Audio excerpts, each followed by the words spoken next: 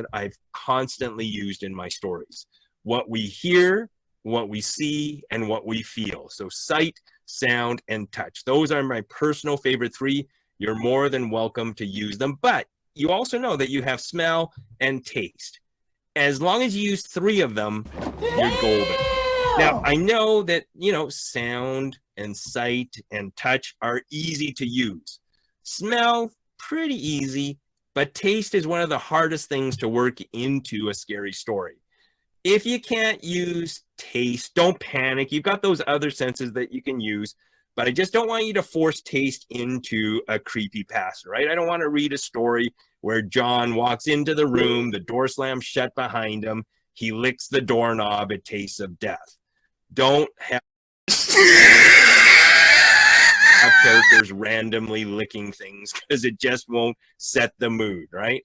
So definitely think about how you want to set the mood by using the five senses. Now, the great thing about the five senses is they can actually create an image of where we are. In fact, we're going to try this with a little exercise. We're going to play a little game called Where Am I?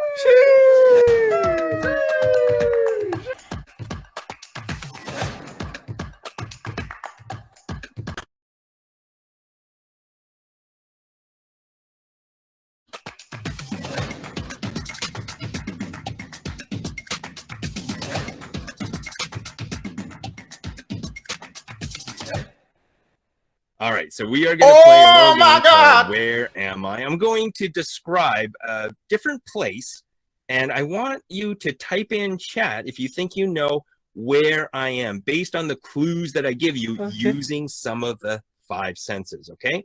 So first of all, I feel hot sand under my bare feet. I hear the ocean crash against the shore, and I smell suntan lotion. Where am I? Okay, all right, we got the beach popping up. All right, round of applause for that. All right, nice job, the beach. So if you're thinking about the beach, this is what you think about. You think about the sand, you think about the ocean and the suntan lotion. But let's change some of those details up and see if it transports you to someplace else. So let's say I can still feel the hot sand under my bare feet, but now I smell a camel and I can see the pyramids in the distance. Where am I now? All right, excellent. All right. So I'll give you a thumbs up for that one.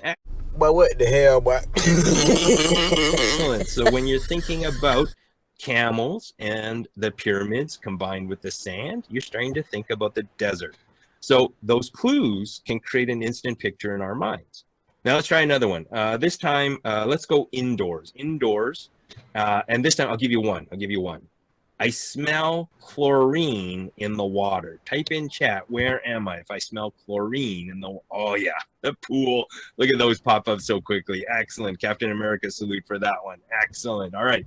So that smell of chlorine is very distinctive. Everybody has a different opinion about it. Yes or no? Your thoughts on chlorine. Yes means you love it. No means you hate it. Yes or no? Ooh, look at that. If you look at the chat, it's spread out, right? And the thing is, everyone has a different sense of what chlorine smell is like, but everybody remembers that smell. So if you wanted to get across the sense of a swimming pool, the smell of chlorine is one of the easiest and most effective ways to get across that.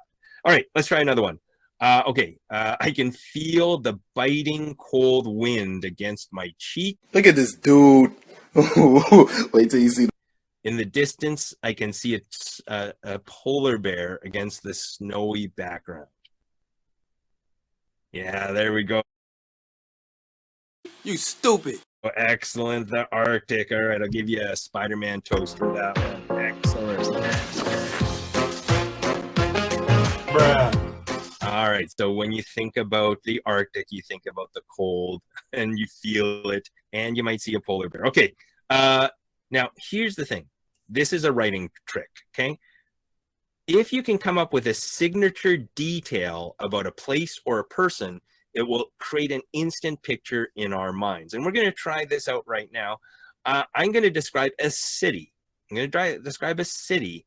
but I'm only going to give you one, hopefully, signature detail. Type in chat if you know what city I'm in based on the signature detail that I give you. All right, so here we go. I see the Statue of Liberty. What city am I in if I see the Statue of Liberty? Ah, excellent. New York, New York. That is awesome.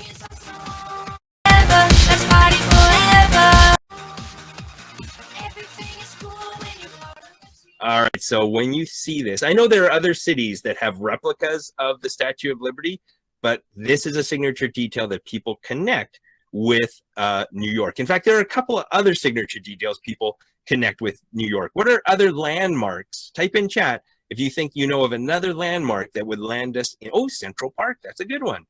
What's another one? Empire State Building, excellent. Times Square is another good one. Excellent. The World Trade Center, well, used to be, but now that they've rebuilt it, that's excellent. Broadway, excellent, right? These are all different potential signature details that can connect us to a particular city. All right, let's try another one. Okay, I'm standing in the shadow of the Eiffel Tower. What city am I in if I'm standing in the shadow? Yeah, Paris. Excellent. All right. Yeah. So right over here, the Eiffel Tower, a signature detail that instantly connects us with Paris. What are some other signature details you might use to describe Paris? Anybody else? And Jack's been there before, so Jack should be able to give us some signature details. Baguettes.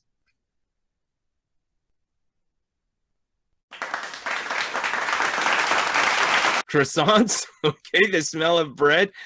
All right. Oh, we're thinking about the culinary end of the place, the Louvre. Excellent. The City of Lights. Excellent. Wine, cheese. Oh my God, bro. Oh, hell no. Hot dogs. Hugo. Hot dogs. Champagne. All right. Oh, the Palace of Versailles. Okay, good. The Seine. A pigeon. Oh, the pigeons. Wow, there are a lot of pigeons everywhere. I know from traveling around the world, pigeons are pretty much everywhere. Okay, let's try another one. Signature detail. I hear the constant electronic beeps of the slot machines in the casinos. What city am I in if I cannot get away from the constant Vegas? There we go, Vegas right over here. Give you a thumbs up for that one. Excellent. Las Vegas right over here. You think about signature details that connect us to a place, okay? All right, let's bring this down to Calgary. I'm going to describe a place that potentially is in your city. Type in chat where I am if I'm sitting at a table eating salty, delicious French fries. Where am I? Oh my God! Wow! If I have, oh, I see McDonald's popping up. All right, excellent. But here's the thing. There are a few restaurants that have French fries. What would you describe in front of the McDonald's on the sign that instantly lets you know you're at a McDonald's and no other restaurant? Oh yeah, the M. What color is the M? Yellow. Okay, all right, excellent. Take a look right over here. Now, I'm gonna let you in on the history of this. You see the golden M. Sometimes they call them the golden arches. Well, one of the original McDonald's restaurants, the building actually had two arches over the building. And when it became a franchise, when McDonald's started to, come up with other restaurants, they liked the arch of the original building and they incorporated it into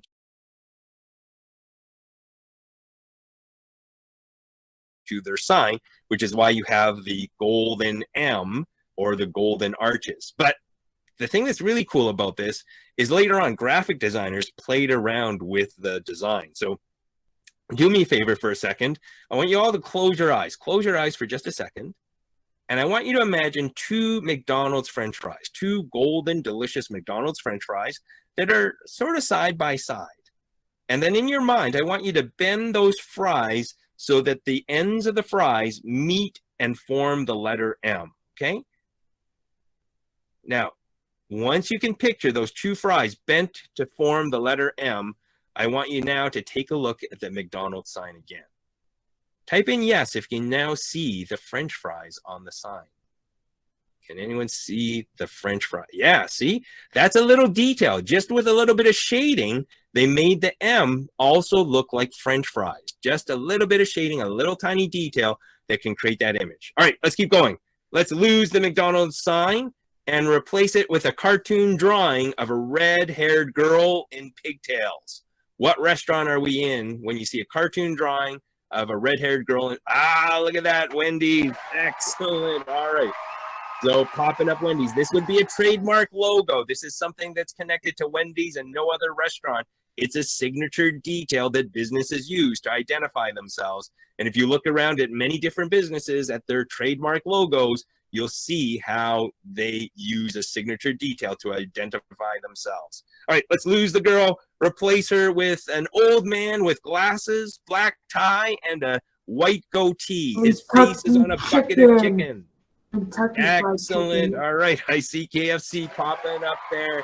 So KFC right over. Hello, how are you? I am under the water. Please help me. Here too much raining. Over here. All right. One more. This one's going to be a tough one because it's an older image. So I'm not sure if anybody will remember this. I see a giant bear in an orange sweater holding up a mug of root beer. Oh, wow. Excellent. All right. Excellent. All right. I'm glad that that was the original.